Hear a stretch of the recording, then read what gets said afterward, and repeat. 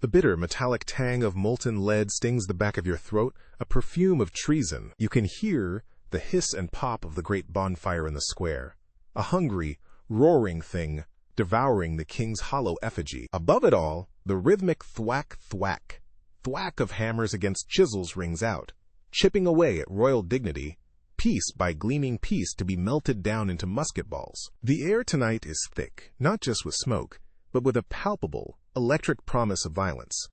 And in the center of this simmering chaos is a lazy, wonderfully irresponsible lawyer named Elva Ross, that's you, who cares far less about lofty ideals of liberty and far more about how to turn this whole revolutionary mess into a personal advantage. But a decision is brewing in the heart of this city, a choice that will tangle your fate with the very birth of a nation, whether you like it or not. It's a world where your modern sense of justice, your phone, your entire concept of a comfortable evening, would get you branded a witch or, at the very least, killed before breakfast. Seriously, think about it. No antibiotics, no Wi-Fi, just dysentery and devastatingly passionate speeches. So before we dive headfirst into the glorious, grimy guts of 1776, maybe take a quiet moment to hit that like button and subscribe. But really, only if this is your kind of strange historical journey. I'd love to see where you're all listening from tonight, and what time it is in your corner of the world. It's always so fascinating to see our little community of night owls and history buffs gathering. All right, hi Guy. Tonight we're going to journey back, so find a comfortable spot. Dim the lights, maybe turn on a fan for that soft white noise hum, and let's just ease into tonight's story together. You are Elva Ross, a lawyer with a well-earned reputation for finding the path of least resistance. And tonight, you're beginning to suspect that path is about to wash away in a flood of patriotic fervor. You're not in the square with the zealots melting down King George.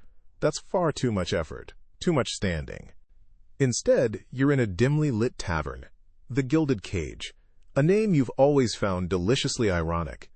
The air in here is thick with its own secrets, clinging to your skin like damp wool.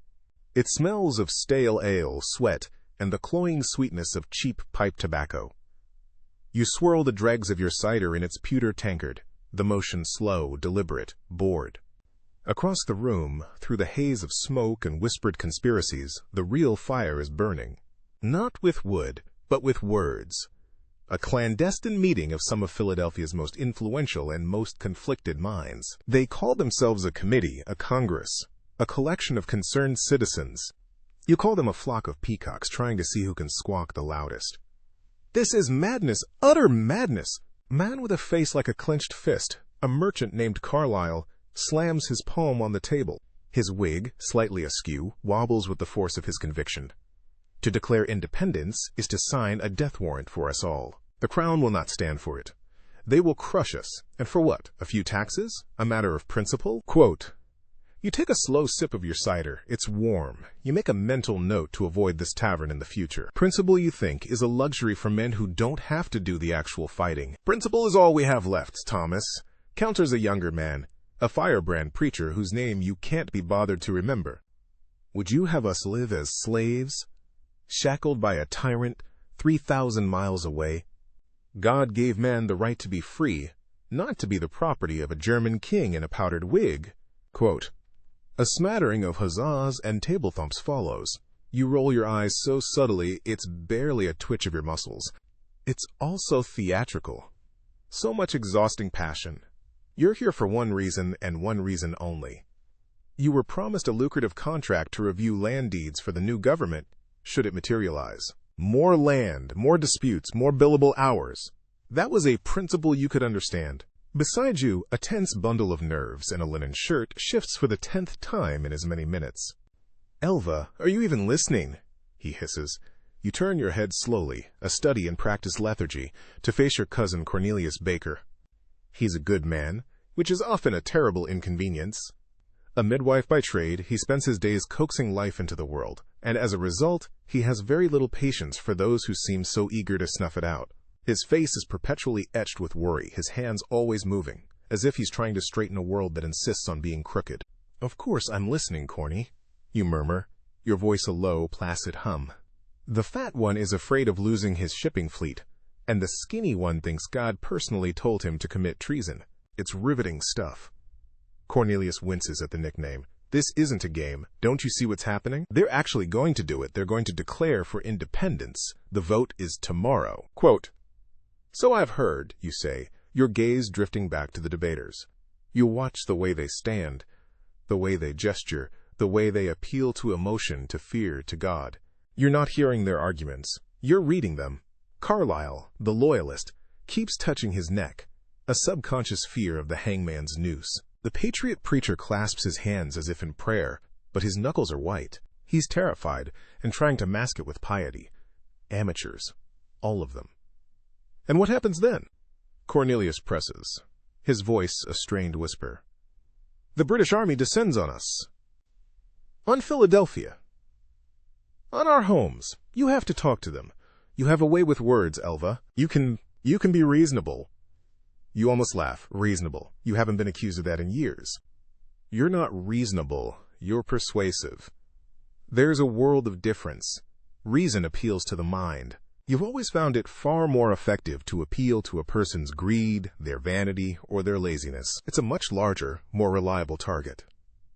And what would you have me say, dear cousin? You ask, turning your full attention to him. You soften your expression, letting just a hint of feigned concern warm your eyes. It's a look you've perfected.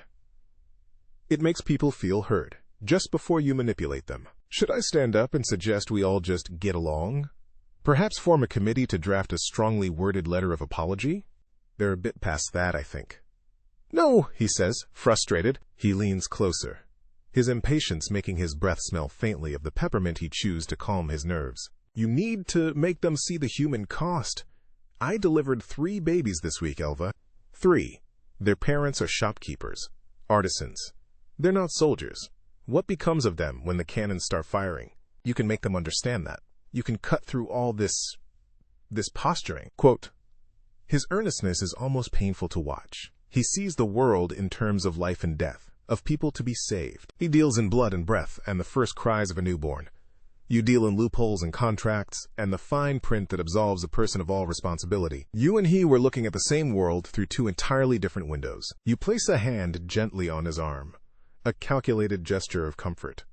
Cornelius, you have a good heart, but you must understand these men don't care about the babies you deliver. They care about legacies, about power, about who will own this land in 50 years. They're carving up a carcass, and they're all hoping for the best cuts of meat. Quote, your words, meant to be a dose of clarifying cynicism, only seem to agitate him more. He pulls his arm away. And you? What do you care about, Elva? Which cut of meat are you hoping for? Quote, the question hangs in the air between you, more potent than the pipe smoke. It's a question you've been carefully avoiding asking yourself. For weeks, you've drifted through these clandestine meetings, a ghost in the machine. You've listened, you've observed, you've gathered information, all under the lazy assumption that this revolutionary fever would eventually break, like any other illness. You'd profit from the sickness, and then profit from the recovery. It was a simple, elegant plan that required you to do very little. But looking at the determined, desperate faces across the room, you feel a prickle of something unfamiliar, a tiny tremor of doubt. What if it didn't break? What if this was it? What if the world was genuinely, irrevocably changing right here in this stuffy, smelly room? A new voice cuts through the din, sharp and imperious. It's John Dickinson, a fellow lawyer, though one with far more ambition and far less style than you. He stands, his posture ramrod straight, his expression one of pained solemnity. Gentlemen, we stand on the precipice of a dark and bloody chasm, he intones, his voice commanding silence. To sever our ties with the mother country is to fling ourselves into that abyss, armed with nothing but hope and parchment. We are not ready. Our towns are undefended, our treasury is empty, our people are divided. To vote for this declaration is not an act of courage, it is an act of suicide. A murmur of assent ripples through the loyalist-leaning contingent. You feel Cornelius relax slightly beside you. Dickinson is a powerful speaker, his logic a cold bucket of water on the hotheads of the patriots. But then, the preacher, you really must learn his name, is on his feet again. We are divided because men like you so doubt where there should be faith. We are not choosing between war and peace. We are choosing between war with hope of freedom and peace with the certainty of slavery. The time for caution is past. The time for action is now. The room erupts, not in debate, but in raw, ugly argument. Men are on their feet, shouting, pointing fingers. Carlyle is calling the preacher a fanatic. The preacher is calling Dickinson a coward. It's devolving, losing all its pretty, philosophical wrapping. This is what it really is. A brawl. A street fight with more complicated words. And in that moment, you see your opening.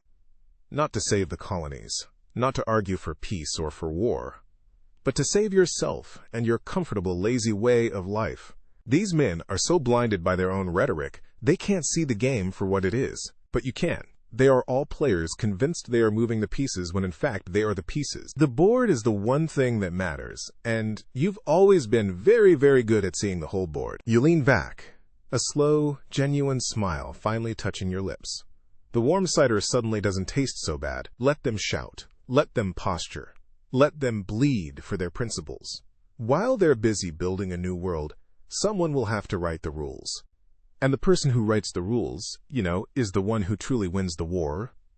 Cornelius is watching you, his expression a mixture of confusion and dismay at your sudden good mood. "What is it?" he whispers, suspicious. "What are you thinking?" You turn to him, your smile widening just a fraction. You pat his hand, a gesture that is now one of true, if condescending, affection. "I'm thinking, cousin," you say, your voice barely audible above the chaos, "that this is all going to be terribly, terribly profitable." Quote, you leave Cornelius stewing in his own earnest anxiety, pushing your way out of the gilded cage and into the cool, damp night. The cacophony of the tavern is replaced by a different kind of noise, the industrial heartbeat of rebellion. You pull your cloak tighter, not against the chill, but against the sheer effort of it all. The thought of going home to your quiet, comfortable rooms is tempting, a siren song of laziness. But your curiosity, that one active muscle in your otherwise lethargic body, pulls you in the opposite direction, toward the orange glow painting the sky over the square. The smell hits you first, long before you see the source. That acrid metallic stench of molten lead you caught a whiff of earlier is now a physical presence, coating your tongue and clinging to the inside of your nose. It's the smell of plumbing and coffins, and now of revolution. Mixed with it is the scent of wood smoke, sweat, and something else. The ozone tang of raw, unleashed energy. You round the corner onto the green, and the scene unfolds before you like some hellish pageant.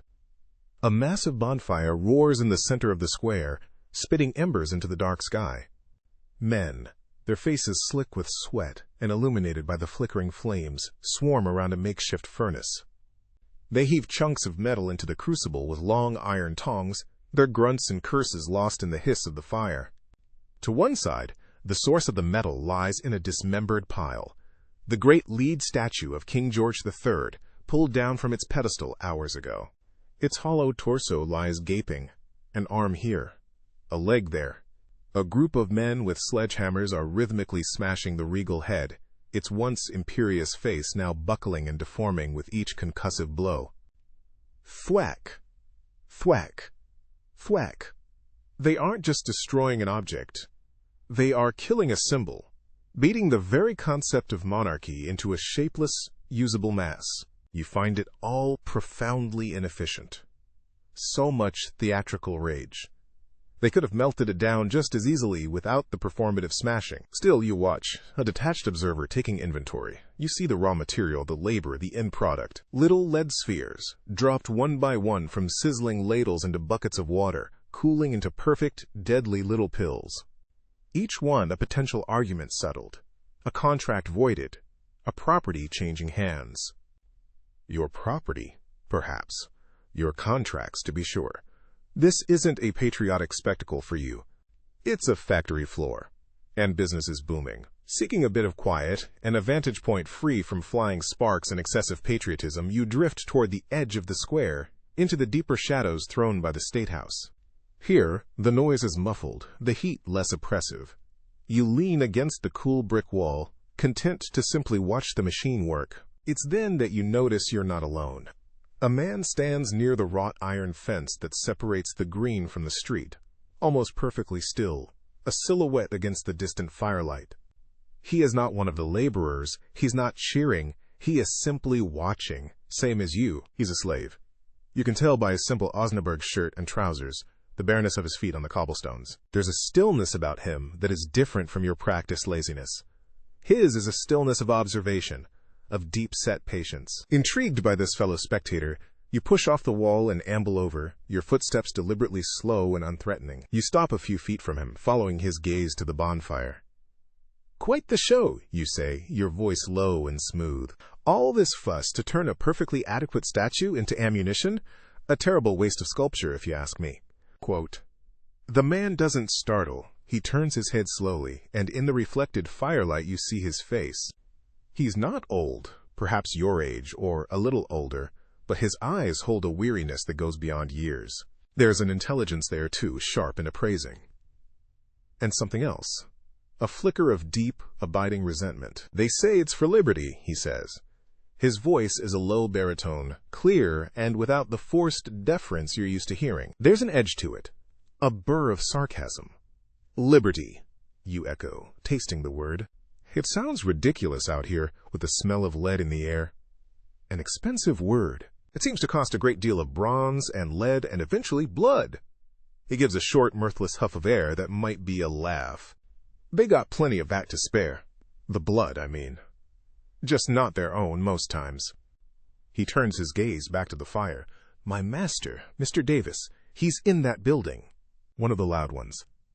Joseph Davis, of course, a plantation owner from just outside the city, known for his fiery rhetoric and his even more fiery temper. An ardent patriot. You've seen him at the meetings, red-faced and sputtering about the rights of man. The irony is so thick you could choke on it. "And you?" you ask, genuinely curious now. "You don't seem to be celebrating the coming liberation." The man, his master's namesake, looks at you directly again. His gaze is unnervingly steady. "My liberty ain't on the table, ma'am. Never has been. This is just one master trading with another. Far as I can see, a king in England or a, quote, in Philadelphia, the whip still feels the same." Quote, his words are blunt, unadorned, and they land with the weight of cold, hard fact. He's annoying, you realize. Annoying because he's not playing the game. He's not a loyalist or a patriot. He's just telling the truth, a commodity more rare than lead in this city. You, who pride yourself on seeing through the performance of others, are suddenly confronted by someone who sees through the entire play. "So you're loyal to the king, then?" you press, testing him. "I'm loyal to my own skin," he retorts, a spark of irritation in his voice. "The king, he never did me no harm. Never saw him. Mr. Davis, I see him every day. Hear him talk about freedom every night. See him buy and sell people every market day. You tell me who I should be more afraid of." He gestures with his chin toward the men melting the statue.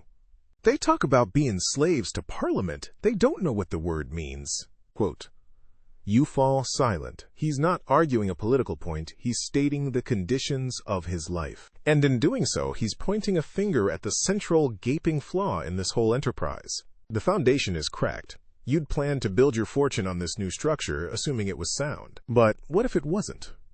What if it was built on a hypocrisy so profound it was doomed to collapse? "What's your name?" you ask, your tone shifting.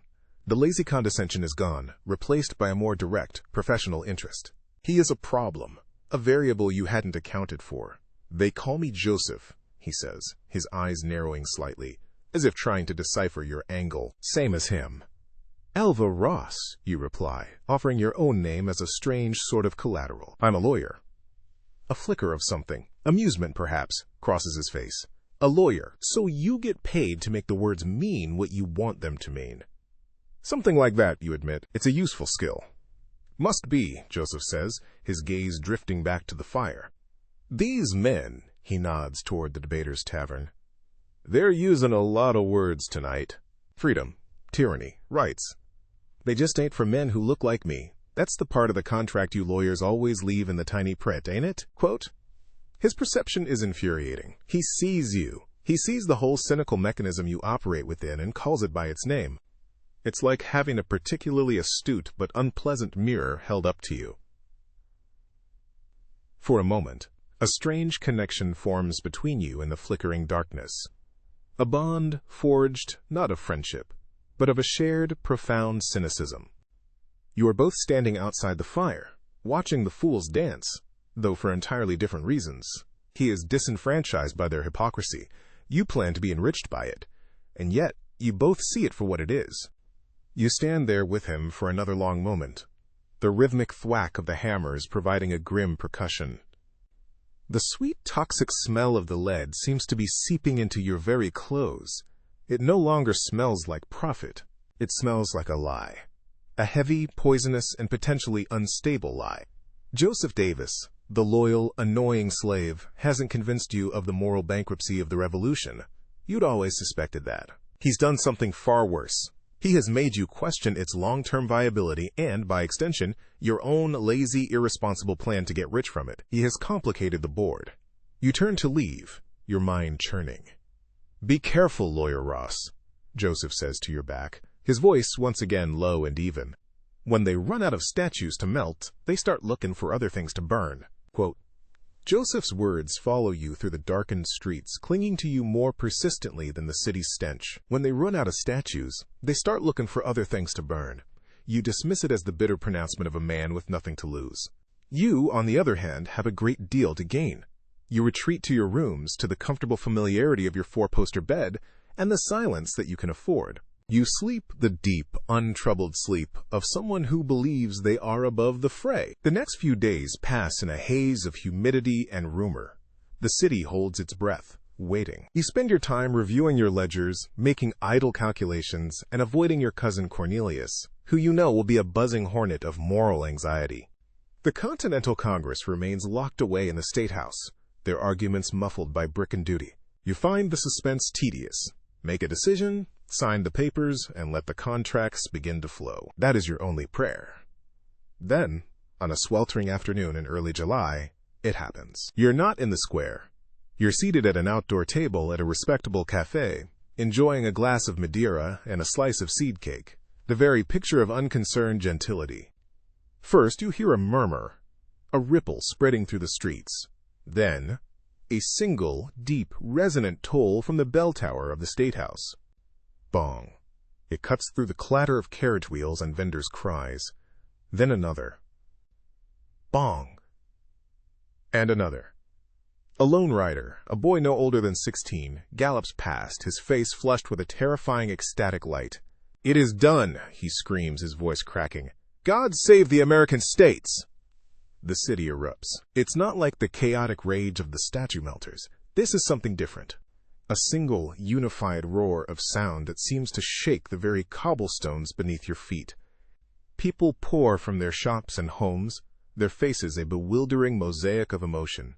A woman beside you, the wife of a baker, drops her basket of linens and bursts into tears, her hands clasped to her mouth in a prayer of disbelief and joy. Across the street, a wealthy merchant you recognize as a staunch loyalist turns a ghastly shade of white, his face a mask of pure, unadulterated terror. He stumbles back into his doorway as if struck. You feel a strange, unwelcome jolt in your chest. It's not patriotism. It's the visceral, physical shock of a gamble paying off. The world has just tilted on its axis, and you, for once, are on the side that's rising. A giddy, terrifying euphoria washes over you. The land deed contracts, the legal disputes, the endless billable hours. They are no longer theoretical. They are real. They are inevitable. The air crackles electric with this new, terrifying reality. For a moment, the sheer crushing weight of it all, the birth of a nation, the declaration of a war, threatens to suffocate you. This is too big, too loud, too much work. A man near you, a cooper with sawdust in his hair, lets out a whoop and embraces a total stranger. "We are free," he bellows. "Free." You take a slow, deliberate sip of your Madeira. The word still tastes like an expensive liability. You look at the faces around you, the ones lit with a fierce, almost holy light, and the ones collapsing in desperation. You see the hope and the fear warring in the same space, on the same streets. It's a tidal wave of human emotion, and you are standing on the shore, watching it come in, wondering if it will build your fortune or sweep you away entirely. Your cousin Cornelius finds you, of course. He appears through the throng, his face pale and grim, a stark island of sobriety in a sea of revolutionary intoxication. "They've done it," he says, his voice flat. He doesn't need to say more. "So it would seem," you reply, gesturing to the chair opposite you. "Have some cake. It's surprisingly good." He stares at you, his impatience warring with his disbelief. "Cake? Elva, do you hear that bell? That's not a dinner bell, that's a death knell. They've just sentenced thousands of men to die. For what? So Mr. Adams and Mr. Jefferson can have their names in the history books? Quote, and so I can get paid to litigate the estates of all those dead men, Corny, you say, the words slipping out before you can stop them. It's a cruel thing to say, but it's the truest thing in your mind." He flinches as if you've slapped him. He looks at the celebrating crowd, then back at you, and a deep, weary sadness settles over his features. "I have to go. A patient is due. I suppose I ought to bring another life into this madhouse they've created." He turns and walks away, swallowed by the joyous, oblivious crowd. You watch him go, a flicker of something, annoyance, guilt, stirring in your gut. You quickly smother it with another sip of wine. The euphoria of that day sours quickly, like milk left out in the summer heat. The grand, abstract idea of war very quickly becomes the grimy, tangible reality of it. The speeches and declarations fade, replaced by the drumbeat of marching feet and the creak of supply wagons. At first, it is a parade. Young men from Pennsylvania and Delaware, their faces clean, their uniforms new, marching off to join General Washington's army in New York. The city cheers them on, showering them with flowers and blessings. You watch from your window, unimpressed. It's all part of the theater. Then, in late August, the news from Long Island arrives. It doesn't come as a triumphant dispatch read from the steps of the State House. It comes as a trickle of broken men. You see them first on the road, into the city. They aren't marching. They are stumbling, limping, being carried. The clean uniforms are gone, replaced by bloody, mud-caked rags. The confident young faces are now hollow-eyed, haunted by what they've seen. They are boys, you realize with a jolt. Just boys. You are forced to walk past a church that has been converted into a makeshift hospital. The doors are thrown open to the oppressive summer air, and the sounds from within spill out into the street. It is not the sound of healing. It is a low, constant chorus of moans, punctuated by the occasional sharp scream that makes the hairs on your arms stand up. The smell is overwhelming, a sickly sweet miasma of blood, sweat, infection, and death. It clings to your clothes and follows you for blocks. Cornelius is in there somewhere, you know, fighting a battle with no hope of victory. The line between right and wrong, once so clear in the debaters' mouths, begins to dissolve into a bloody, pragmatic mess. One afternoon, you witness a crowd drag a Quaker merchant from his shop. His crime was refusing to accept the new continental currency, an act deemed loyalist treason. They don't hang him. They do something more intimate, more humiliating. They strip him to his waist, smear his body with hot tar, and then cover him in feathers. His cries are thin and reedy. The crowd jeers and laughs, their faces twisted with a righteous glee that is more terrifying than any anger. These are the same people who wept with joy at the sound of the Liberty Bell. They are fighting a tyrant, they say. But you watch them and see a mob creating its own small tyrannies on every street corner. Walking by the docks one morning, where supplies are being loaded onto barges, you see him, Joseph Davis. He is not watching from the shadows now. He is part of the machinery. He and a dozen other slaves are hauling heavy crates of gunpowder and salted meat, their bodies gleaming with sweat under the unforgiving sun. A white overseer with a rattan cane watches them, his expression one of bored cruelty. Joseph hefts a crate onto his shoulder, his muscles straining. For a moment, his eyes meet yours across the bustling wharf. There is no recognition, no shared cynicism, just a flat, dead weariness. He is exactly where he was before. Only now the rhetoric of freedom is louder, more insistent, more cruelly ironic than ever. He is building the foundation of their liberty with his own bondage. You turn away, a cold knot tightening in your stomach. Joseph's words from that night come back to you, no longer a clever observation but a prophecy unfolding. They had run out of statues, now they were burning through men. The war is no longer a distant business venture. It is a contagion that has infected your city, and the symptoms are everywhere. The glorious victories are nowhere to be seen, only the devastating, grinding losses. And you, Elva Ross, the master of lazy detachment, feel the first terrifying prickle of fear. Not for your country, not for your soul, but for your own comfortable existence. The board is chaotic. The rules are changing with every volley of cannon fire, and for the first time in your life, you realize you have no idea what your next move should be. Your careful, irresponsible plan is dissolving, and you are standing in the middle of the fire. The city is sick, defeat is a fever, and Philadelphia is burning with it. The news from New York has stripped the bells of their triumphant tone, leaving only a hollow, ominous echo. Now, when a bell tolls, it is for the dead, and it tolls constantly. The air, once electric with possibility, is now stagnant with fear. Whispers of General Howe's unstoppable redcoats and their Hessian mercenaries have replaced the bold declarations of liberty. They are coming. The only questions are when, and how brutal the city's reckoning will be. This new reality forces your hand. The abstract promise of future contracts has been supplanted by the urgent need for present ones. A man of some minor significance, a captain of the city militia, lies dying in the church-turned hospital, and his family requires a will to be drawn up before his estate is lost to the chaos. It's grim work, but coin is coin, and you need to see if your cousin has managed to keep the man breathing long enough for a signature. Pushing through the heavy oak doors of the old church is like entering a new circle of hell. The stench hits you like a physical blow, a vile cocktail of unwashed bodies, stale blood, vinegar, and waste. The pews have been pushed aside to make room for rows of straw pallets, each occupied by a broken man. Sunlight, filtered through the stained glass windows, paints grotesque, colorful patterns on the floor, illuminating dust motes dancing over scenes of biblical suffering. It's horribly fitting. You step carefully, your fine leather shoes trying to avoid the worst of the filth on the floorboards. Men moan, a sound that is no longer human but purely animal. A boy, with a face like a pale peach, stares at the ceiling, his eyes wide with a delirium from which he will never wake. You find Cornelius near the altar, which has been repurposed as a surgeon's table. He's thinner than you remember, the skin stretched tight over his cheekbones, his linen shirt stained with things you don't want to identify. He is arguing with two men from the Committee of Safety, their self-important cocked hats looking absurd in this place of profound misery. He is a known loyalist, a Tory sympathizer. One of the committeemen sputters, his face florid with indignation. You would use our precious medicines, our bandages, on a man who would see us all hang. Quote, I would use our medicines on a man who is dying, Cornelius snaps back, his voice raw with exhaustion and fury. His usual impatience has been honed to a razor's edge by weeks of this. His wife came to me. He has a lung fever.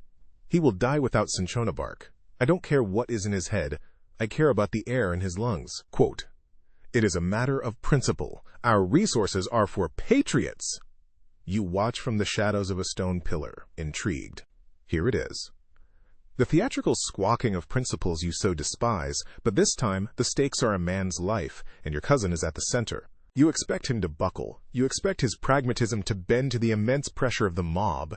Then my principle, Cornelius says, his voice dropping to a low, dangerous growl you have never heard from him before, is that I am a healer, not a judge.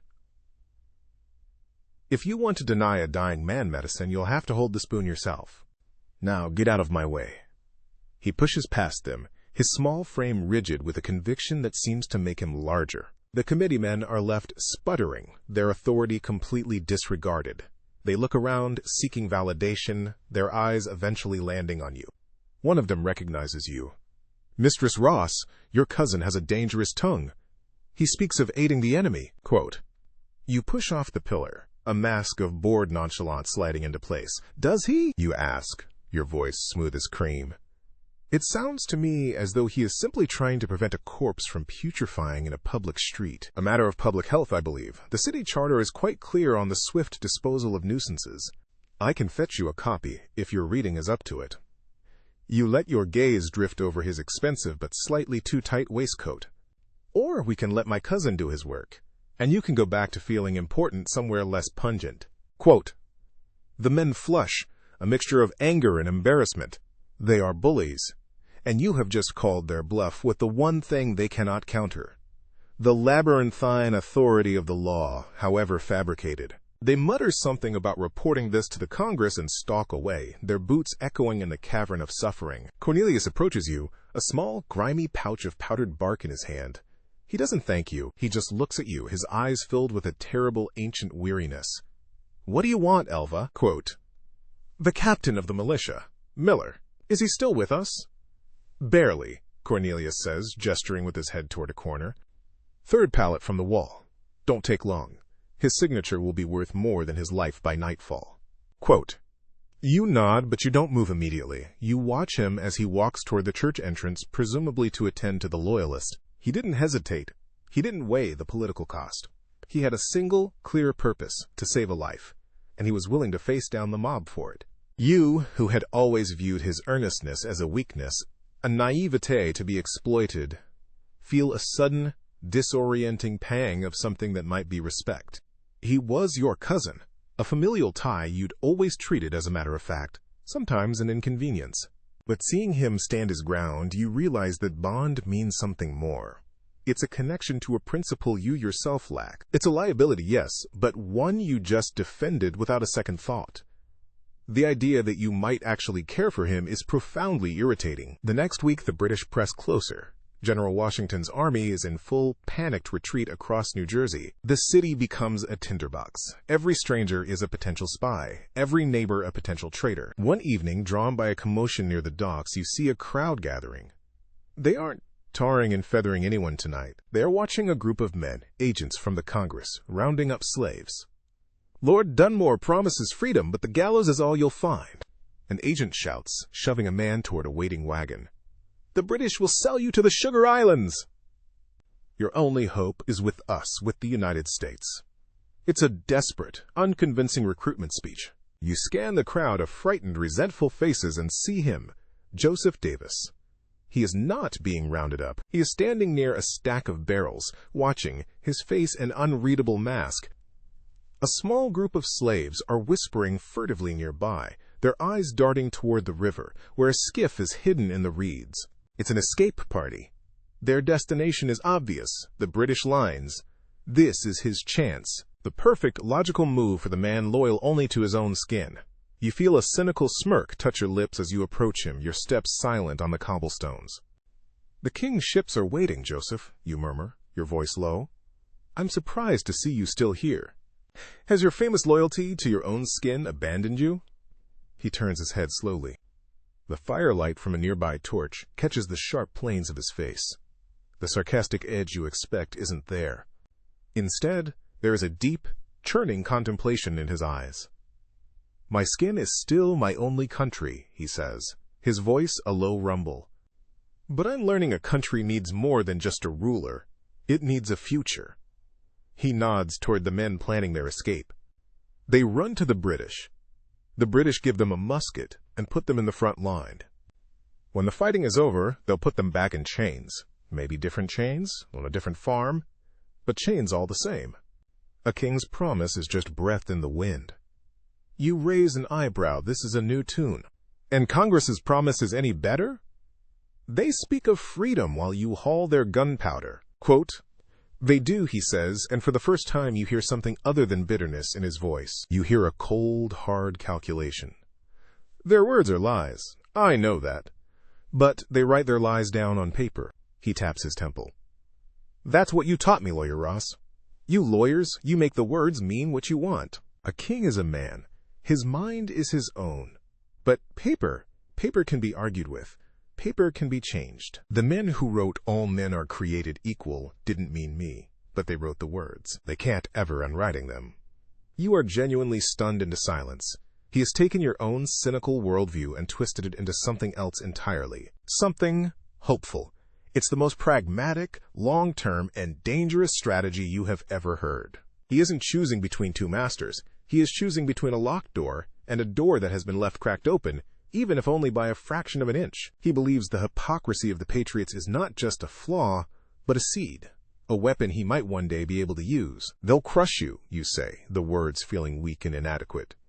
"Maybe," he concedes, his eyes turning back to the chaotic scene. "But a boot on your neck is a boot on your neck, no matter what color coat the man is wearing. The difference is, one of these men says I have a right to be free. He's a liar for now, but he said it. He wrote it down. That's something to work with." He looks at you then, and his gaze is sharp, piercing. The annoying slave is gone. In his place is a man who is not your antagonist, not your opposite, but a player in a game far more complex than your own. He is no longer just loyal to his own skin. He's loyal to the future survival of his people. An unexpected, unsettling alliance forms between you in that moment. A shared understanding that you are two of the only people in this entire city who see the strings. The difference is that you only ever wanted to pull them for your own gain. He wants to cut them entirely. Joseph turns and melts back into the shadows of the wharf, leaving you alone with the shouts of the agents and the silent, rushing waters of the Delaware. Your world, which you thought was merely dissolving, is actively reshaping itself. Cornelius, the good-hearted fool, has shown you the unnerving strength of selfless principle. And Joseph, the bitter slave, has shown you the revolutionary power of cynical hope. The pieces on your board are no longer just black and white. They are all turning a confusing, treacherous shade of gray, and you feel the ground shifting beneath your feet, threatening to swallow you whole. The world has shrunk to the size of your own shivering. It's a small, miserable kingdom bounded by the worn-out wool of your coat, the slick, cold stock of your musket, and the gnawing emptiness in your belly. The grand words, liberty, freedom, tyranny, they are ghosts in Philadelphia. Here, on the frozen banks of a river whose name you've already forgotten, the only words with any meaning are cold, hungry, and run. Single quote. You are 17. You were a blacksmith's apprentice 6 months ago, your world smelling of coal smoke and hot iron. You remember the recruiter's booming voice, his talk of glory and a soldier's pay. You remember the girls waving as you marched away, your new coat still stiff, your face still clean. You try to hold that memory in your mind, a small, warm stone against the relentless chill, but it keeps slipping away. The boy you were then is a stranger to the man you are now. A ragged cough beside you breaks the frozen silence. It's Thomas, a farm boy from Lancaster, a year younger than you. He spits a clot of something dark onto the frost-hardened mud. His face, in the pre-dawn gloom, is a pale blur of chapped lips and wide, frightened eyes. "Think they'll come today?" he whispers, his voice a dry rasp. "Hope they don't," you mutter back, pulling your threadbare blanket tighter. Hope. It's a dangerous thing. It makes the misery sharper. It's better to expect nothing, to simply exist from one miserable moment to the next. You watch your breath plume in the air, a fleeting ghost of your own life. Across the river, through the skeletal trees, you can see the pinprick lights of their campfires. The British. The Hessians. They are warm, they are fed, they are waiting. You share what's left of a hard biscuit with Thomas, the crumbs like gravel in your mouth. You don't talk of home, you don't talk of the future. You talk about the last decent meal you had 2 weeks ago. You talk about which of the officers is the biggest fool. You talk about anything other than the gnawing, ever-present fear that today is the day you will die, thousands of miles from anything you've ever called home, for a cause you're no longer sure you understand. You are not fighting for a new nation. You are fighting for the boy shivering next to you. That is all the country you have left. The morning comes, not with a sunrise, but with a sound. Low, deep-throated boom that rolls across the water and seems to shake the marrow in your bones. It's not thunder. You're on your feet before you're even fully awake, your heart, a frantic bird, beating against your ribs. Another boom, closer this time, and a geyser of mud and ice erupts 20 yards to your left. An officer is shouting, his voice thin and reedy against the sudden roar. "To the line! Form up! Form up!" Chaos. Men scramble from their makeshift shelters, grabbing muskets, their faces etched with the same animal panic you feel clawing at your own throat. There's no glory here, no stately procession, just a frantic, clumsy scramble to become a target. You find your place in the ragged line, shoulder to shoulder with Thomas. His hands are shaking so badly he can barely hold his weapon. You want to say something reassuring, but your own tongue is a dry lump of clay in your mouth. You see them then. A long, perfect line of red moving out of the woods on the far bank. They move like a machine, relentless, implacable. They are an engine of war, and you are a piece of loose gravel in its path. Your officer, a man with a brave voice and terrified eyes, draws his sword. Wait for the command. Hold your fire. Hold. The air grows thick, heavy with the metallic tang of gunpowder and 1,000 held breaths. The red line stops. Sunlight glints off a forest of bayonets. A voice, crisp and clear as the winter air, rings out across the field. A command in a language you don't understand. German. And then the world explodes. A wall of smoke and fire erupts from the enemy line. It's not one sound, but 1,000 sounds at once, a deafening, rolling crack that slams into you like a physical wave. Something hot whips past your ear. The man to your right grunts, a soft, surprised sound, and collapses like a puppet with its strings cut. He doesn't scream, he just falls. You stare for a half-second at the dark, spreading stain on his chest before your officer's voice cuts through the ringing in your ears. First rank, make ready, present, fire!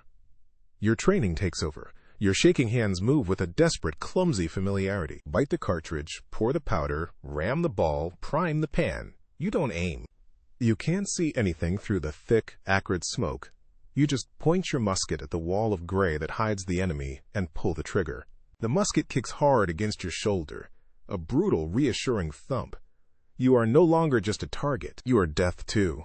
The noise is a constant, overwhelming roar. The ordered lines dissolve into pockets of frantic, terrified men, loading and firing as fast as they can, their movements becoming more desperate as the red line advances, inexorable. You see faces now in the swirling smoke. Grim, determined faces under black hats. They are not monsters. They are men, just like you. And they are here to kill you. A Hessian, a giant of a man with a fearsome mustache, looms out of the smoke. His bayonet is level with your chest. There's no time to reload. There's no time for fear. There is only the cold, sharp point of steel, and the primal scream that rips from your own throat. You swing your musket like a club, the heavy stock connecting with the side of his head with a sickening crunch. He stumbles, his eyes wide with surprise, and you bring the butt of the musket up, hard, under his chin. He goes down. You don't look back. The world is a fever dream of smoke, screams, and the coppery smell of blood. You step over a body and don't know if it is one of theirs or one of yours. You see a boy, no older than Thomas, clutching his stomach, his intestines spilling out into his hands like a tangle of pale snakes. His eyes meet yours, pleading, but there is nothing you can do. You keep moving. To stop is to die. "Thomas!" You scream, your voice raw. "Thomas, where are you?" Quote. You find him near a shattered oak tree. He's on his knees, his musket lying beside him. He isn't wounded. He's just stopped. He's staring at the carnage around him, his face a blank mask of horror, tears freezing on his pale cheeks. He is broken. "Thomas, get up! We have to move!" you yell, grabbing his arm. He doesn't respond. His eyes are fixed on a British drummer boy, face down in the mud not 10 feet away, a single, neat hole in the back of his red coat. "They're just boys," Thomas whispers. "We're all just boys." There's no time. You can hear the officers shouting the command to fall back. It's not a retreat. It's a rout. You haul Thomas to his feet, dragging him away from the fight. He stumbles, a dead weight of despair. Behind you, the screams of the wounded you're leaving behind are the worst sound you have ever heard. You run. You run until your lungs are on fire and your legs are jelly. You splash through a half-frozen creek, the icy water a shocking agony on your raw feet. You don't stop until you are deep in the woods, until the roar of the battle has faded to a distant, angry murmur. You collapse at the base of a pine tree, gasping for air, the world spinning around you. You are alive. Thomas slumps beside you, his body racked with dry, heaving sobs. You put a hand on his shoulder, a clumsy gesture of comfort. You look at your own hands. They are scraped and bruised, caked with grime and black powder. And blood. You don't know whose. You stare at them, these hands that once shaped iron, that once held a girl's waist, and you don't recognize them. They are the hands of a killer. The sun begins to set, casting long, bloody-looking shadows through the trees. The cold seeps back into your bones, deeper this time. The battle is over for today. You survived. But as you sit there in the gathering dark, listening to the hopeless weeping of your friend, you know that something inside you did not. A part of you died back there, in the smoke and the mud. It was the part that believed in glory, the part that saw the world in clean lines of right and wrong, the part that thought it knew the difference between a man and a monster.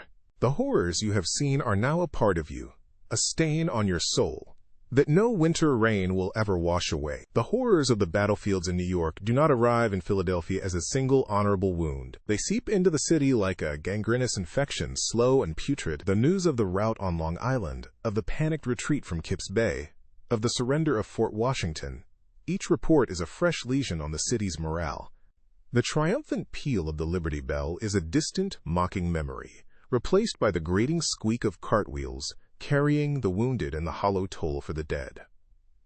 You find your own plans, so elegantly simple in their conception, rotting along with the city's spirit. The continental currency, which you had grudgingly begun to accept, is now worth less than the paper it's printed on. Merchants whisper of hoarding gold and silver, of closing their shops until a stable government, meaning the crown, is restored. Your anticipated flood of land disputes and government contracts has dwindled to a miserable trickle of last wills and testaments for dying militiamen. It's work, but it's grim, messy, and worst of all, it requires you to frequent places like the church hospital, which still reeks of despair. Your lazy, profitable revolution is failing, and it is becoming a tremendous inconvenience. You walk with a destination in mind, a print shop. A broadsheet is being passed around, a venomous little piece of prose questioning General Washington's leadership. It calls him a fox who has lost his cunning, a general who knows only how to retreat. It's the kind of dissent that could splinter the whole movement, and you want to read the precise wording. In your world, the precise wording is everything. It's where the loopholes live. On the street corner, a small crowd has gathered around a soldier. He isn't one of the broken, delirious men from the hospital. He's wiry and hard, his uniform a patchwork of rags, but his eyes are clear and sharp. He's missing 2 fingers on his left hand, the wound crudely wrapped in linen, but he gestures with it as he speaks, unbothered. He is describing Washington's escape from Long Island, a masterful retreat under the cover of a miraculous fog. They had us, the soldier says, his voice raspy but firm. Had us pinned against the river. 10,000 of us. Howe could have crushed us like a bug. But the general, he didn't panic. He gathered every boat, every skiff, every leaky barge he could find. A man in the crowd, a well-fed chandler with fierce sweat on his brow, scoffs. A retreat is still a retreat. He ran from the fight. The soldier turns his sharp gaze on the man. You ever try to move 10,000 men, with all their cannons and powder, across a river in the dead of night, with the enemy close enough to hear you cough? That ain't running. That's magic. The fog came down, thick as milk, and hit us. The good Lord's own hand, I tell you. By morning, we were gone. Howe woke up to find an empty trap. Quote, he isn't bragging. He's stating a fact with a kind of weary awe. He is describing a comprehensive, catastrophic defeat as if it were a sign of divine favor. You find the mental gymnastics of it all fascinating and utterly exhausting. This, you think, is the problem. These men are too stubborn to know when they are beaten. Their resilience is inefficient. It just prolongs the inevitable, making a mess for everyone. You push past the crowd, securing a copy of the slanderous pamphlet. Later that week, seeking a decent bottle of port, you're forced to visit a wharfside tavern you usually avoid. The air inside is thick with the damp wool smell of sailors and the anxious chatter of merchants. Tacked to a wooden beam is a handwritten notice from Congress, pleading for blankets, shoes, and stockings for the army, now shivering somewhere in the wilds of New Jersey. The plea feels desperate, the last gasp of a dying cause. Your cousin Cornelius is there, slumped at a small table in the corner, a tankard of ale untouched before him. He looks as though he's aged a decade in the last month. You slide into the seat opposite him, placing your newly acquired bottle of port on the table. Corny, you say, your voice a low murmur. You look like you've been personally attending to every casualty from New York to Newark. Quote. He looks up, his eyes unfocused for a moment before they register you. Something like that, Elva. He pushes the tankard of ale toward you. The city is giving up. People are hiding their silver. They're sewing British flags in secret, ready to wave them when Howe's army marches in. They say it'll be before Christmas. A pragmatic response to an unfortunate turn in the market, you observe coolly, inspecting the label on your port. Is that all this is to you? A market? He asks, his voice laced with a familiar, weary frustration. I saw a boy today, not a soldier, a drummer. Maybe 13. He had frostbite on his feet. They were black, Elva. We had to take them. He was trying to be brave, humming a tune while the surgeon sawed. Said he had to get well so he could get back to the general. Cornelius shakes his head, a look of profound disbelief on his face. They are losing. They are starving. They are freezing. And they still believe. Belief is a symptom of the fever, cousin, you say, though the words feel hollower than usual. You're thinking of the soldier on the street corner, of Joseph's strange, calculated hope. You're starting to see this belief not as a sickness, but as some bizarre, unquantifiable resource. A resource the other side doesn't seem to possess in the same measure. And what of you? Cornelius presses, his gaze sharpening. When the redcoats march down this street, whose flag will you be waving?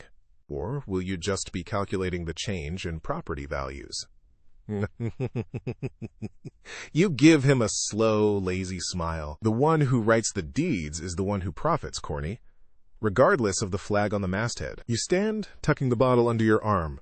Try to get some sleep. You're no good to the dying if you collapse yourself. Quote, you leave him there, a man drowning in a sea of stubborn hope he cannot comprehend. And for a moment, walking out into the biting December wind, you feel a flicker of the same confusion. It's also illogical. The smart move, the lazy move, would be to capitulate, to accept defeat, restore order, and get back to the business of getting rich. Yet these people, from the general down to the frost-bitten drummer boy, refuse. Their unwavering determination is an affront to reason. It's annoying. It's also compelling. Christmas comes, and with it, a palpable sense of doom. The city is quiet. The celebrations are muted, fearful.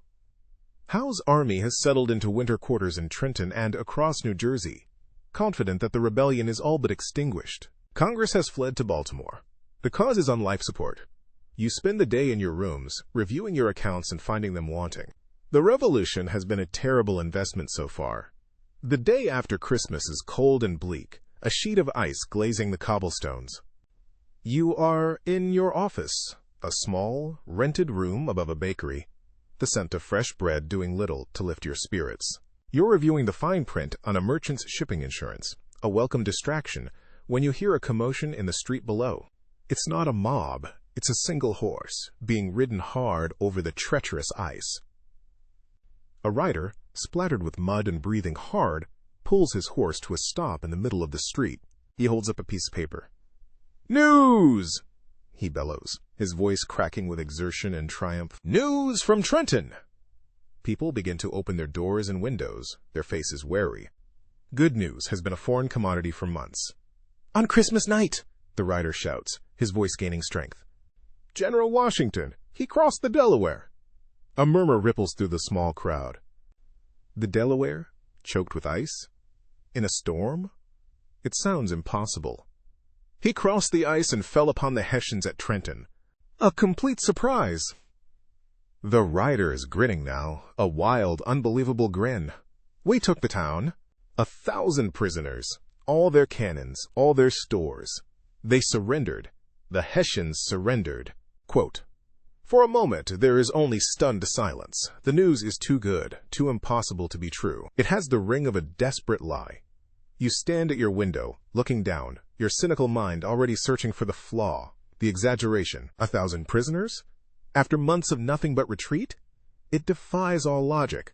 Then, an old woman, one you recognize from the market, slowly steps out into the street. She looks up at the rider, her face a mask of disbelief. Then, she lets out a small, choked sob of what sounds like joy. A blacksmith emerges from his shop, his face smudged with soot, and he lets out a whoop that echoes in the cold air. Suddenly, the street is full of people, laughing, crying, embracing. The oppressive quiet of the city is shattered by a sudden, explosive roar of pure, unadulterated hope. You step back from the window, the shouts from the street ringing in your ears. You sit down heavily in your chair. The shipping contract lies forgotten on your desk. Your mind is reeling, not with patriotic fervor, but with the cold, hard shock of a master strategist seeing the entire game board upended by an opponent's reckless, impossible, and brilliant move. Washington, the man they were calling a fool, a coward, he hadn't been retreating out of weakness. He had been pulling the enemy in, stretching their lines, making them complacent. He had risked everything, His army, the revolution, his own life, on a single, desperate gamble against a winter storm and a frozen river. And he had won. You look around your small, quiet office. The world outside is celebrating a victory. You are confronting a terrifying new variable. The stubborn, illogical, inefficient resilience you had dismissed as foolishness was real. It was a tangible force. It could turn a frozen river into a highway and a hopeless cause into a tangible threat. Joseph's words come back to you. They wrote the words down. Now Washington had written a new word across the map of New Jersey victory. The loyal, annoying slave and the earnest, impatient midwife had both seen something you had missed. They saw the cracks in the foundation, yes, but they also saw the strength of the human mortar, holding the impossible structure together. You pour yourself a glass of the port you'd bought. It tastes different. It no longer tastes of a safe bet or a clever hedge. It tastes of risk. The game is not over. In fact, it may have just truly begun. And you, Elva Ross, for the first time in your lazy, irresponsible life, have absolutely no idea what happens next. A slow, genuine smile spreads across your face. This was going to be more interesting than you thought. The chaotic joy in the streets is a dissonant symphony, and you, Elva Ross, are its unwilling conductor. You don't join the impromptu celebrations. You simply watch from your window as the city's spirit, so recently a corpse, lurches back to life. It's a grotesque and fascinating spectacle. The news of Trenton isn't just a victory. It's a resurrection. Men who were hiding in their cellars a week ago are now striding down the street, their chests puffed with borrowed courage. The whispers of surrender have been replaced by bold, boisterous arguments about Washington's genius. It's also fickle, so human. The next few days are a blur of rumor and counter-rumor. The British are in disarray. The Hessians are terrified. General Howe is apoplectic. You filter through the noise, searching for the signal. The signal comes just over a week later. Another rider, another horse steaming in the January chill. This time the news is of a place called Princeton. It's a similar story, with a new, sharper edge. Washington, having drawn the main British force under Cornwallis toward Trenton, had slipped away in the night again, leaving his campfires burning to deceive the enemy. He'd marched his exhausted army around the British flank and slammed into their rear guard at Princeton. He rode out in front himself, the rider proclaims to a rapt audience outside the London coffee house. The militia was breaking, but the general rode between our line and the redcoats, not 30 yards from their muskets. He rallied the men, and we broke them, sent them running. If Trenton was a miracle, Princeton is a confirmation. It's a strategy. It's a pattern. This isn't the desperate flailing of a dying animal. It's the calculated, lethal strike of a predator that has learned its opponent's weaknesses. This changes everything. You feel a cold knot of excitement form in your gut. Your simple, elegant plan to profit from a swift British victory and the subsequent restoration of order is in ashes. A far more complicated, far more dangerous, and infinitely more lucrative game is now afoot. A long war, a war of shifting fortunes, is a lawyer's paradise. You see the change in the city's very architecture of power. Men like Carlyle, the merchant whose wig wobbled with fear in the tavern, are now rarely seen. John Dickinson's calls for reconciliation are now met with impatient scoffs instead of thoughtful murmurs. The political gravity has shifted. Power is consolidating around the firebrands, the true believers, the men who never countenanced defeat. You make a mental note to review your list of contacts. Some names need to be crossed out. Others need to be underlined. One frigid afternoon, you find your cousin Cornelius leaving the makeshift hospital. He's carrying a small, empty wooden box. He looks less like a man on the verge of collapse, and more like one who has simply been hollowed out, leaving only a shell of grim duty. Another empty medicine chest, cousin? You ask, falling into step beside him. We have a new shipment coming, he says, his voice flat. He doesn't look at you. From the supplies captured at Trenton. Irony. The British paid to ship it here so we could use it to patch up the men we send to kill them. He finally turns to you, and his eyes are devoid of the hope that has infected the rest of the city. Don't you see what this means, Elva? This new hope? It just means the war goes on. It means more boys like the ones in there. He gestures with his head toward the church. It means more mothers will get letters. It means I'll run out of bandages again next winter. This victory just bought us another year of dying. His impatience, once a frantic, buzzing thing, has settled into a hard, dense core of bitterness. He sees only the cost, the unending human price of this grand ideological struggle. You, on the other hand, are starting to see the investment. Perhaps, you say smoothly. Or perhaps it means we have leverage. A victory isn't just a military event, Corny. It's a commodity. It can be traded. It can be sold. He stops walking and stares at you, his face a mask of weary disgust. Sold? For what? More guns? More dead men? There you are, Elva. Always looking for the ledger. Always trying to calculate the profit in a wound. Someone has to, you retort, your voice calm. While you're busy saving the individual trees, someone has to manage the forest. And right now, the forest is on fire. These victories are the first rain we've had in months. I, for one, am interested to see what grows in the ashes. He just shakes his head and walks away, leaving you on the street corner. His certainty is a stone, immovable and absolute. He is loyal to life. A noble, but in your view, a deeply impractical position. Your loyalties are far more flexible. You decide it's time to take a more direct reading of the political climate. The Congress may be in Baltimore, but the heart of the machine, the committees and the money men are still here. That evening you attend a meeting in a private room at the city tavern, a step up from the conspiratorial gloom of the gilded cage. The mood is electric, the air is hazy with expensive tobacco smoke, and the claret flows freely. These are the men who are financing the war, the ones with the most to lose, and now the most to gain. A man named Robert Morris, a merchant of immense wealth and influence, is holding court. His face, usually a mask of shrewd caution, is animated. Trenton and Princeton have changed the game in London, gentlemen. But they have done something more important.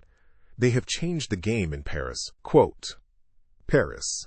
The word hangs in the air, glittering and heavy with promise.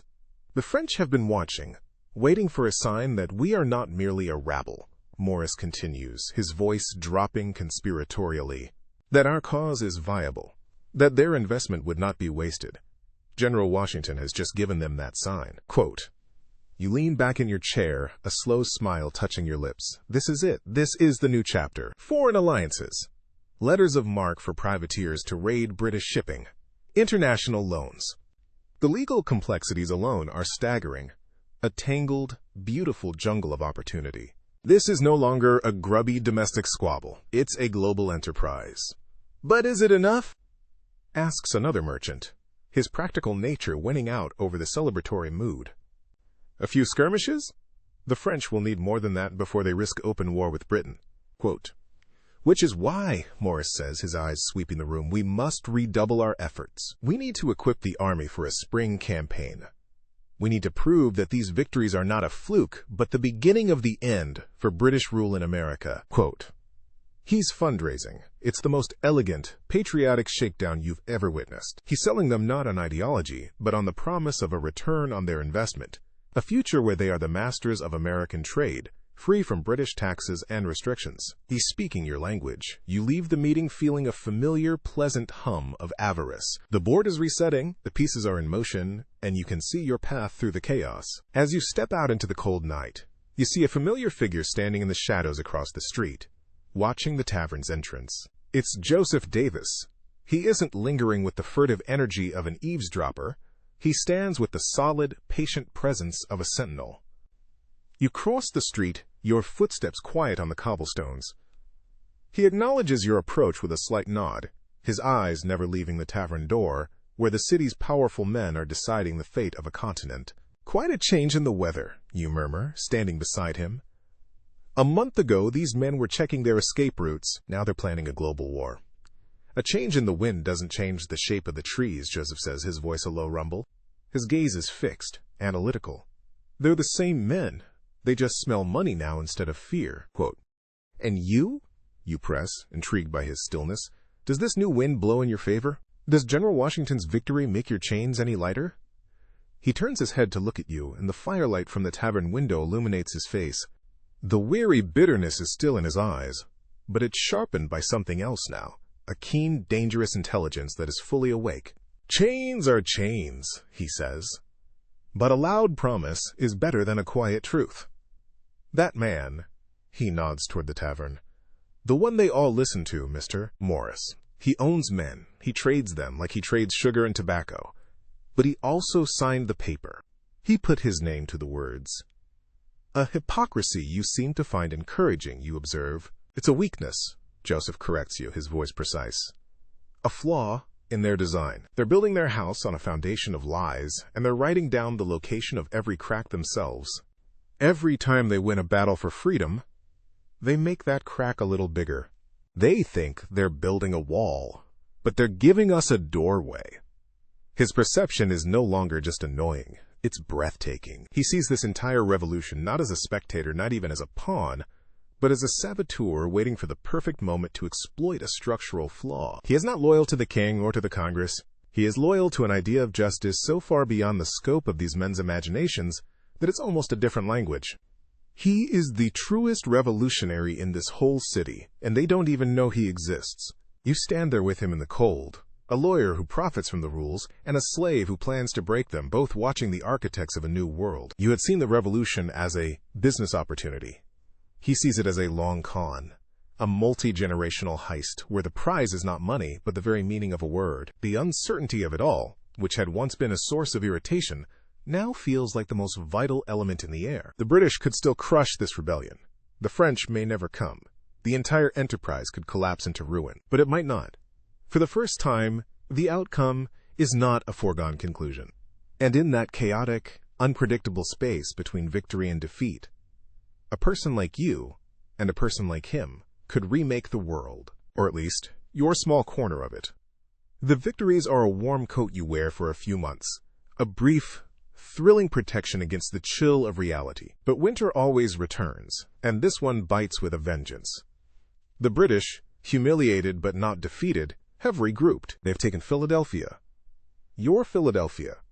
Your comfortable rooms, your favorite taverns, your network of contacts and debtors, all now occupied by the enemy. You have been forced to flee with the rest of the flotsam of the revolution, retreating into the Pennsylvania countryside. It is a galling, deeply personal inconvenience.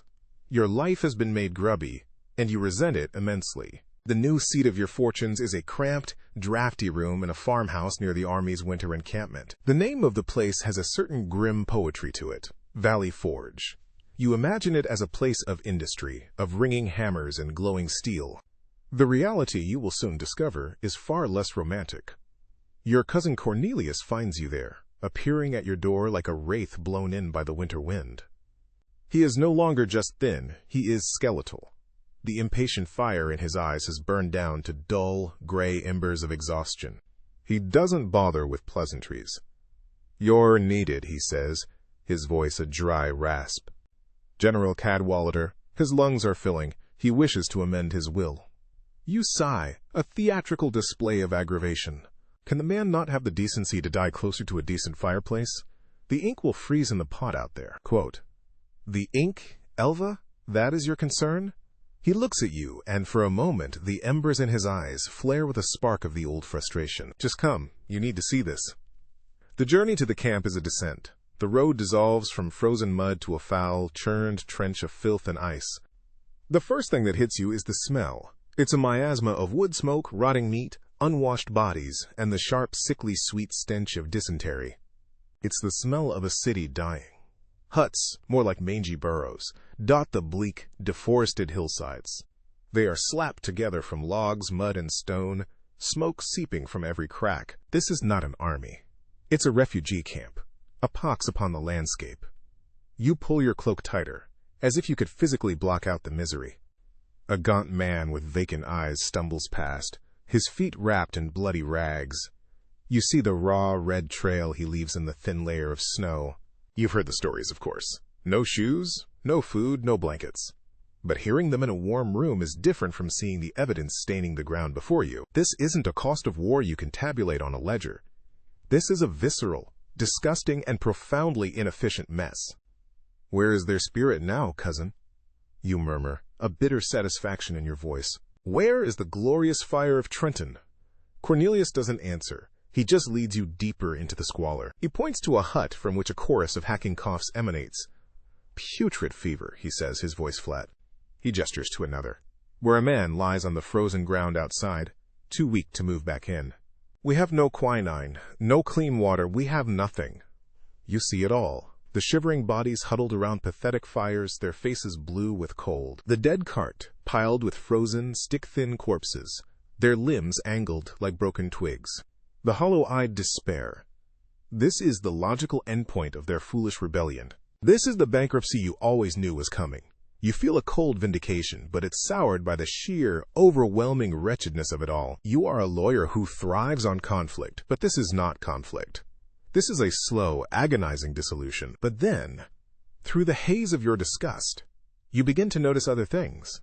Small details that don't fit the narrative of absolute despair. You see a soldier, his own face a gaunt skull, carefully feeding broth from a wooden cup to another man who is too weak to hold it himself. Near a smoldering fire, a group of men are trying to mend their rags with clumsy, frostbitten fingers, their low conversation punctuated by a sudden, harsh bark of laughter. The sound is shocking in its incongruity.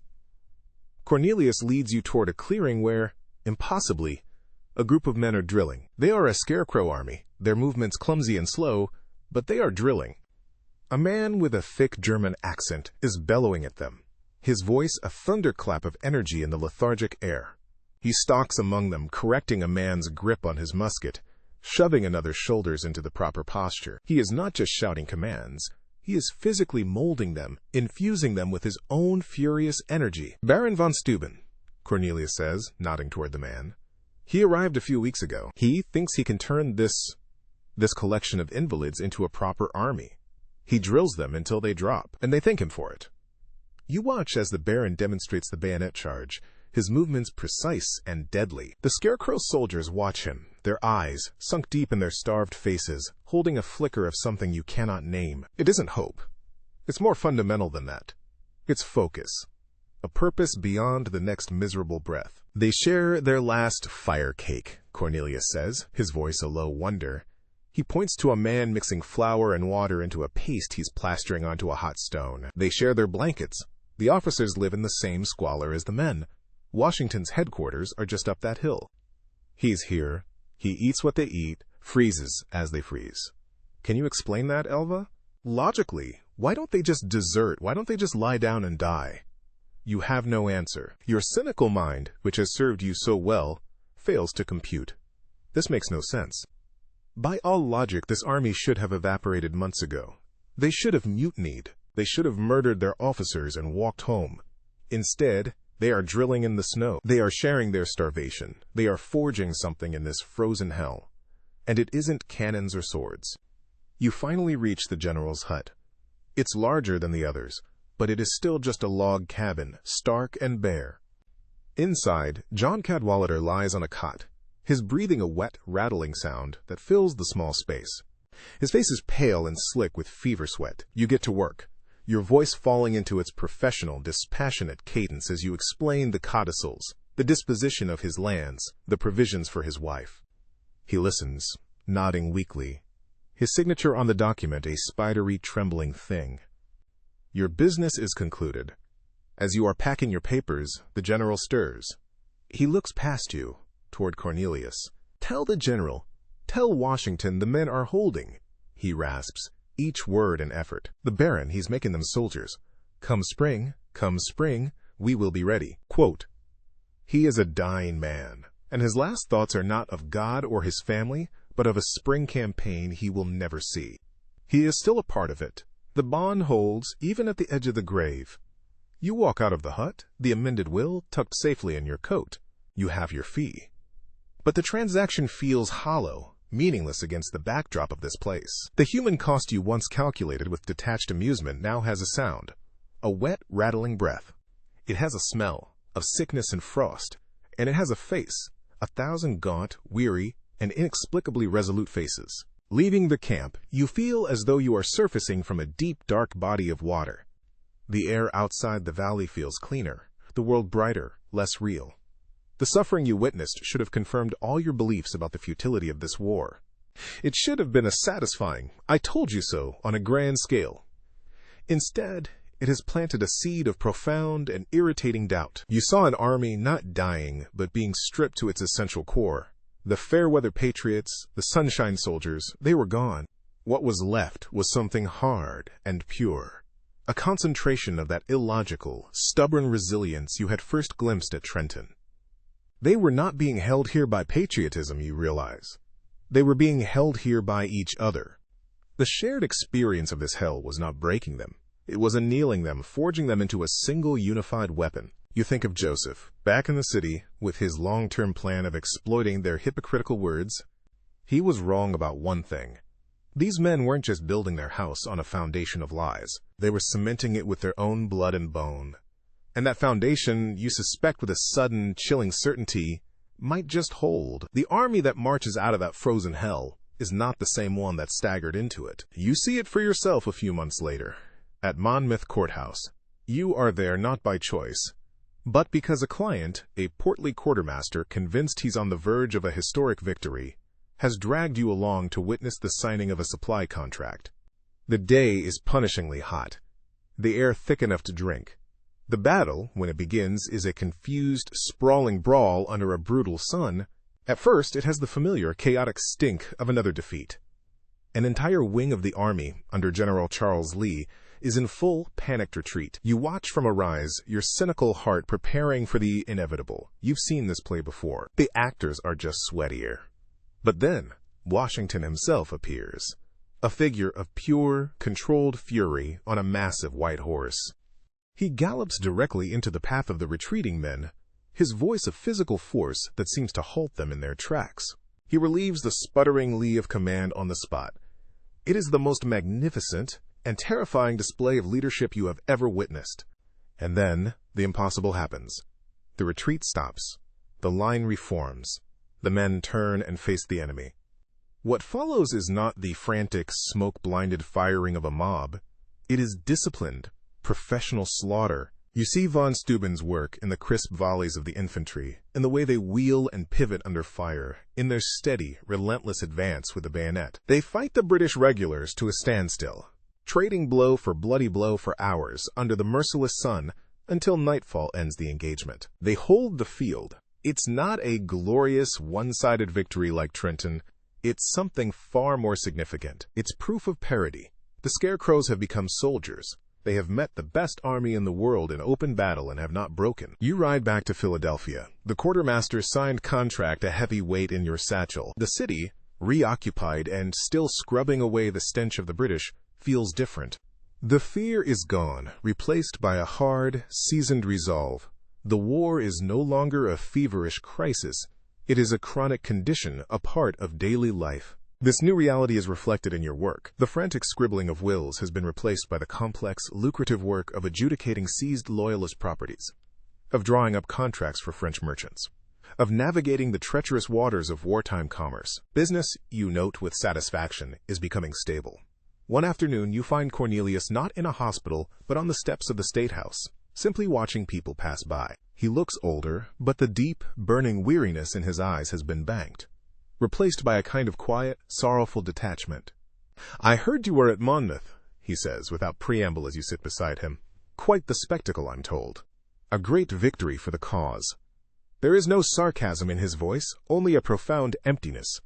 "It was loud and hot, and a great many men died," you reply, stating the facts as you saw them. "But they did not run. It seems the Baron's lessons were well learned." "Yes, they've learned how to die more efficiently," Cornelius says, his gaze fixed on a young boy rolling a hoop down the street. "That's what this is now, Elva. A stalemate. They win a battle, we win a battle. The war moves south, it moves north. It grinds on. And with every victory, we purchase another year of graves. I used to pray for victory. Now I don't know what to pray for. An end, I suppose. Any end." His despair, once so frustrating, now strikes you as a quaint philosophical luxury. He is still wrestling with the morality of it all. You have moved on. You are wrestling with the logistics. The war has become a vast, complicated machine, and you are no longer a detached observer. You are one of its chief mechanics, oiling the gears, tightening the bolts, and taking your percentage. "An end will come, cousin," you say, your voice softer than you intend. "And it will be messy. And the mess will need to be sorted out. There will be work to do." He looks at you, a flicker of understanding in his tired eyes. "Of course," he murmurs. "For you, the real work only begins when the killing stops." Quote, The war does indeed grind on, moving its bloody theater to the south. News from that front is a confusing litany of unfamiliar names and brutal encounters. Charleston falls, a disastrous defeat at Camden. You follow the reports like a merchant tracking commodities prices. A loss here, a victory there. You hear of a guerrilla leader named Marion, the Swamp Fox, who bedevils the British with tactics that are decidedly not in the European playbook. You hear of a stunning victory at a place called Cowpens, and a brutal, costly fight at Guilford Courthouse, where the Americans lose the field but inflict devastating casualties on the British. It's a war of attrition, and you, with your access to shipping manifests and quartermaster reports, can see the numbers better than most. The British are winning battles but losing the war. Every victory costs them men and supplies that must be shipped 3,000 miles across an ocean. Every skirmish bleeds them, 1,000 small cuts draining the life from a giant. They can occupy the cities, but they cannot pacify the countryside. They are trying to nail jelly to a wall. It is a brilliant, bloody, and fiscally unsustainable campaign on their part, and you begin, for the first time, to draft contracts with the assumption of an American victory. It is no longer a gamble. It is a calculated risk. One evening, you are walking near the docks, the air salty and damp. A French frigate is in the harbor, a sleek, potent symbol of how the world has tilted. You see Joseph Davis, supervising a crew of black freemen and slaves loading barrels onto a wagon. He moves with a new authority, his posture straight, his commands low and clear. He is no longer just a watcher in the shadows. He is part of the machinery, but he seems to be operating a different lever than everyone else. You approach him, your presence no longer a surprise. He simply pauses, wiping a line of sweat from his brow with the back of his hand. "Your long game seems to be paying off, Joseph," you say, gesturing toward the French ship. "It appears your faith in your master's hypocrisy was well placed." He looks at the frigate, then back at you. His eyes are steady, his expression unreadable. "They ain't my masters," he says, the correction quiet but absolute. "And this ain't my victory." "No? It looks a great deal like it from here. The end is in sight. Surely that's a cause for some satisfaction." "The end of the fighting," he says, his voice a low, precise rumble, "is the start of the argument. They're winning. Soon they'll have their country. And then they'll have to decide what it is.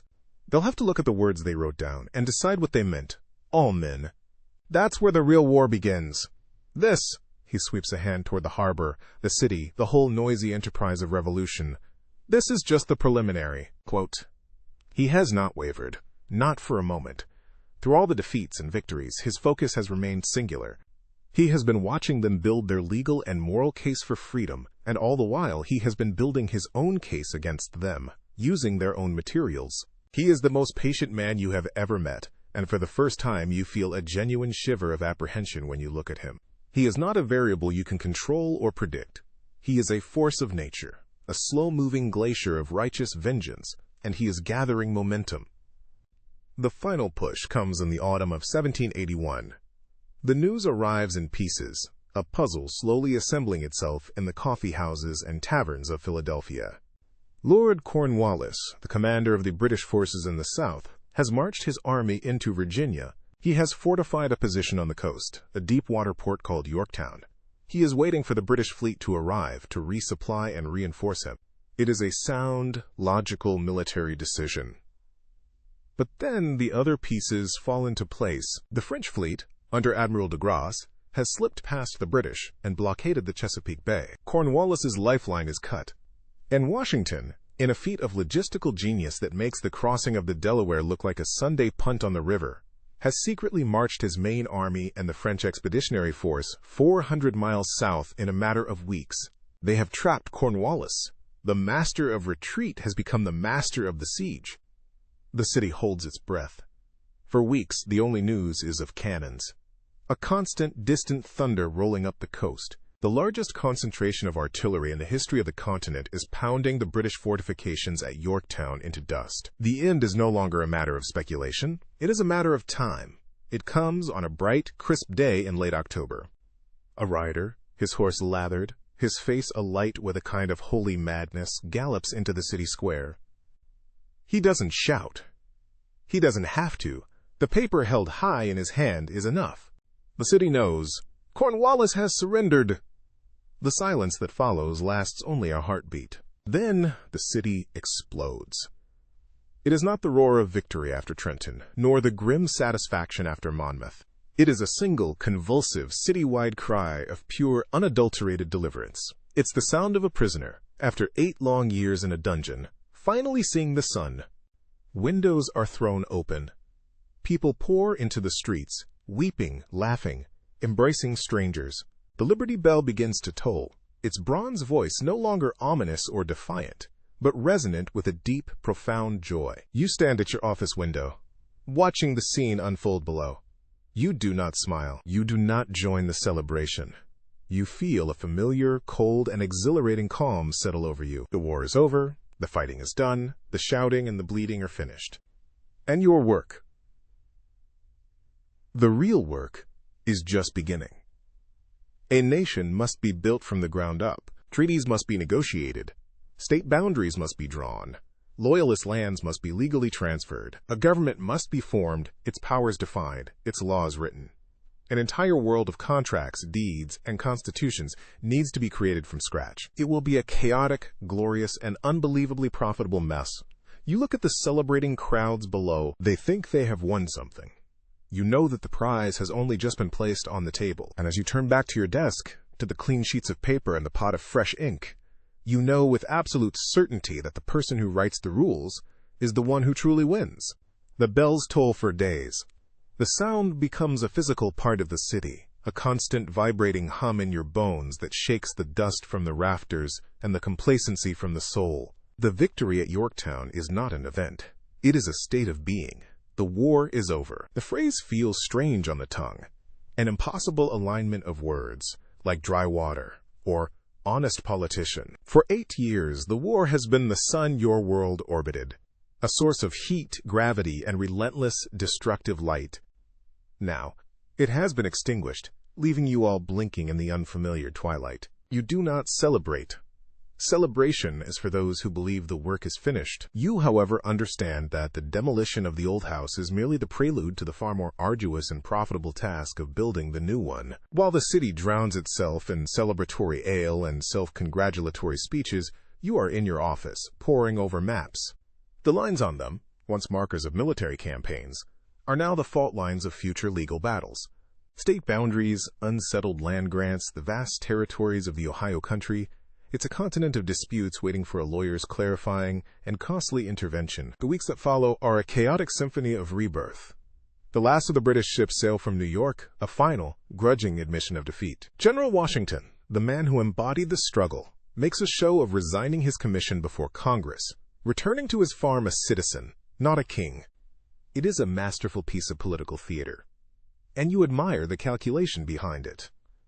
By giving up power, he has secured his legacy for all time. A lesson in long-term investment you take to heart. But the departure of the armies does not bring peace. It reveals the rot that the war had obscured. The nascent government is broke, staggering under a mountain of debt. The continental currency is a joke. Soldiers who were promised pay and land are given little more than worthless paper and a handshake. You see them on the street corners, men who survived the hell of Valley Forge and the slaughter of Monmouth, now begging for bread. Their righteous anger is a palpable thing, another commodity you watch with professional interest. A mutiny, a rebellion against the very government they fought to create. The legal tangles would be exquisite. You see your cousin Cornelius one afternoon, standing on the docks, watching a ship being loaded with grain bound for Europe. He looks settled. The deep lines of weariness are still etched on his face, but the frantic, desperate energy is gone, replaced by a quiet, profound sorrow. They're selling our food overseas while veterans starve in the streets, he says, his voice flat, devoid of its old, impatient fire. It's a simple statement of fact. The merchants who own the grain need to be paid, cousin, you reply, your tone reasonable. They took a risk on this revolution. This is their dividend. He turns to you, and for the first time in years, he doesn't look at you with frustration or anger. He looks at you with a kind of clinical pity, the way he might look at a man with a malformed limb. You know, Elva, I used to think you were simply lazy, irresponsible. But I was wrong. He shakes his head slowly. You're the most diligent person I know. You see this world with a perfect, terrible clarity. You see it for the machine it is. You just don't have any interest in the people being crushed in the gears. Quote, the gears must turn, Corny, you say softly, That's all I've ever said. I know, he says, and turns back to the ship.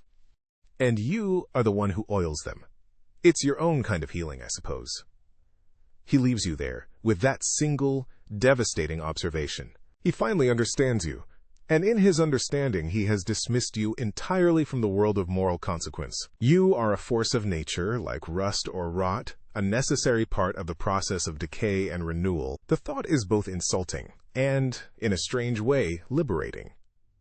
The new nation is a fractious, bickering infant. The Articles of Confederation, the flimsy legal framework holding the states together, proved to be a complete failure. The states quarrel over trade, over taxes, over territory. It's a glorious, chaotic mess, and your business has never been better. You draft trade agreements, litigate interstate tariffs, and grow wealthy on the nation's inability to govern itself. You are not a patriot.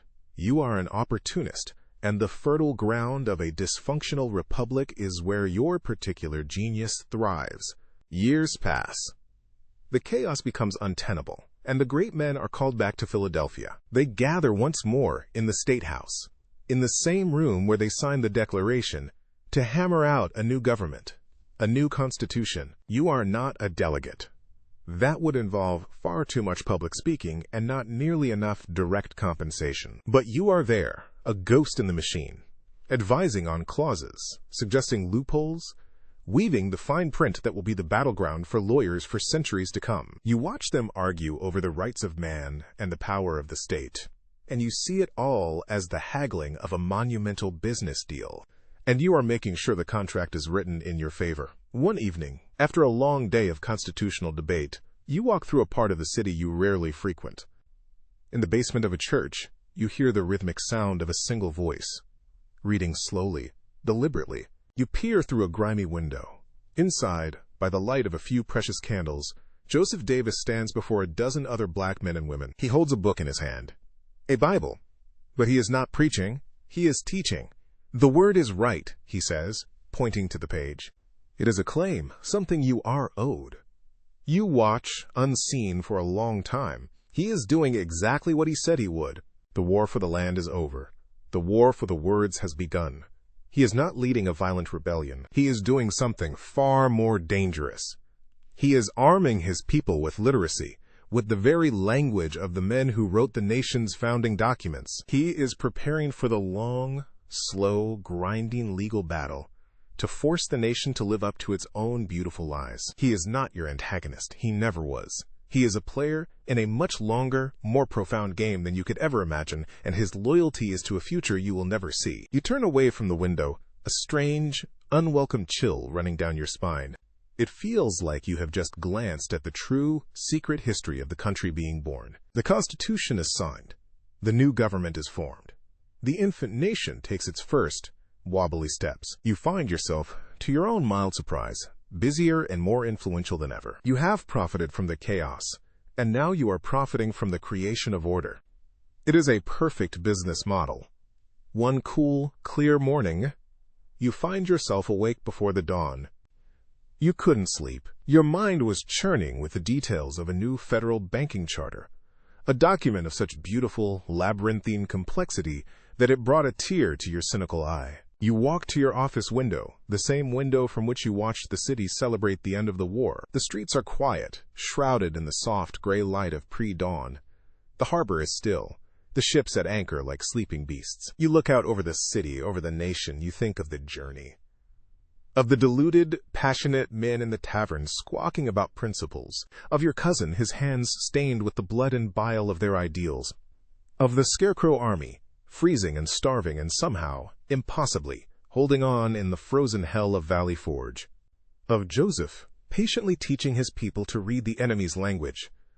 They were all fools, in their own way. Idealists, martyrs, true believers. And they had won. They had taken their impossible, ridiculous idea and hammered it into reality through sheer, bloody-minded, irrational stubbornness. They had built a nation. A flawed, hypocritical, chaotic, and deeply troubled nation, to be sure. But it was theirs. It was here. As the first, pale sliver of the sun crests the horizon, painting the eastern sky in shades of rose and gold, a feeling washes over you that you cannot immediately identify. It is not patriotism. It is not pride. It is wonder, awe even, not for the ideals of the nation, but for the sheer, monumental audacity of its creation. You, the master of the calculated risk, are looking at the result of the single greatest gamble in modern history. And it paid off. The sun rises higher, its light catching the steeple of the State House, the masts of the ships in the harbor, the rooftops of the sleeping city. A new day, a new nation, a new set of rules to be written, interpreted, and exploited. 1,000 new battles to be fought, not with muskets and cannons, but with lawsuits and legislation. The challenges ahead are immense.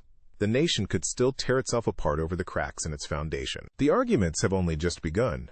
A slow smile spreads across your face, genuine and full of a profound, energizing peace. You look at the sunrise over your new country, your new, vast, and wonderfully complicated business venture. All right, you murmur to the empty room, your voice a low, contented hum. Let's get to work. Quote,